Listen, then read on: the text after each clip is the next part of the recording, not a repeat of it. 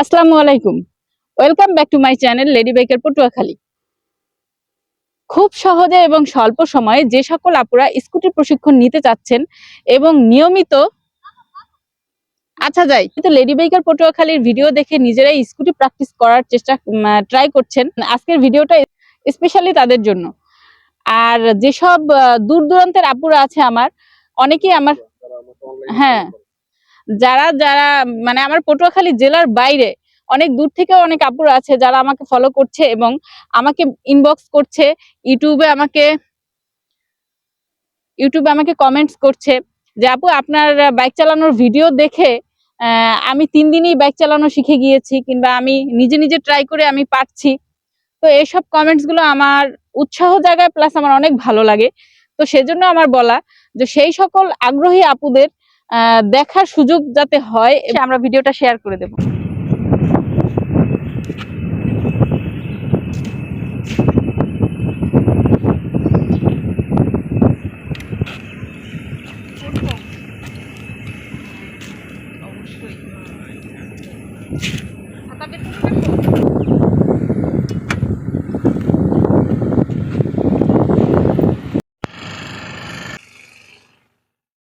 সমস্যা নেই, slow break, good. Practice কিন্তু সুন্দর হইতেছে। এই যে হাতটা সোজা রাখবো, slow break, slow break, slow, উপরে স্লো। হ্যাঁ, এখন আমি যতই বলি ইজি রাখতে, ওটা ইজি, আপনি চাইলে ওটা হঠাৎ করে এমনি হবে।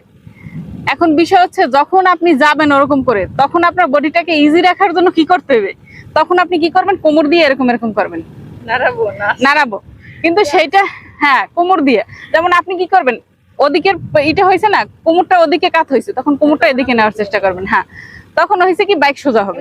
যে কোনো গাড়িতে বসার সময় আমি মানে এই সাইডে, হ্যাঁ, ওইরকম জাস্ট কোমরটা এরকম এরকম, জাস্ট কোমরটাকে, ঠিক আছে, তাইলে দেখবেন বাইকটা সোজা থাকবে।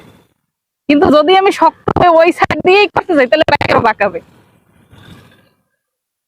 যাই, এখন ক্যামেরা ধরো ওদিকে, ওই দিকটাতে।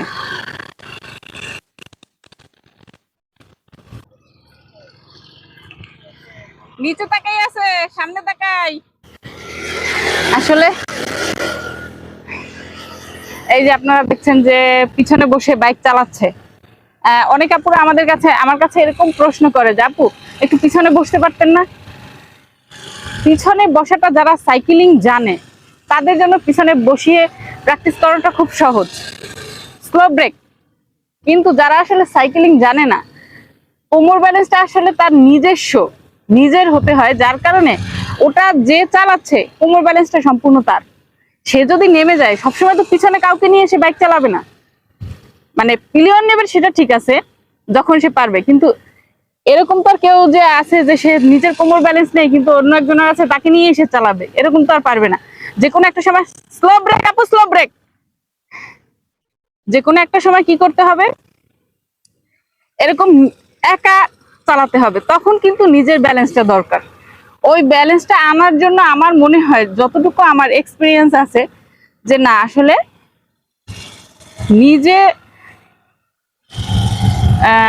কি বলে ওইটাকে,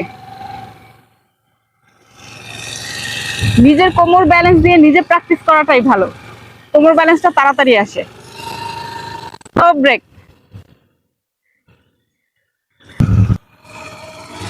এরকম যারা শেখে পিছনে বসে, তাদের কোনো না কোনো সময় তো একাকে ছেড়ে দিতে হয়, তখন সে আবার শুরু থেকে শুরু করে। এই পা দেবো, এই পা, বাম পা দেবো, বাম পা। হ্যাঁ, কোমর দিয়ে একটু ব্রেক করার চেষ্টা করবো, যে আমি পা টাচ করবো না। ওইটা আমি কি করব, কোমর দিয়ে এরকম করে ব্যালেন্স করব, কোমর দিয়ে চেষ্টা করব। Slow break, slow break,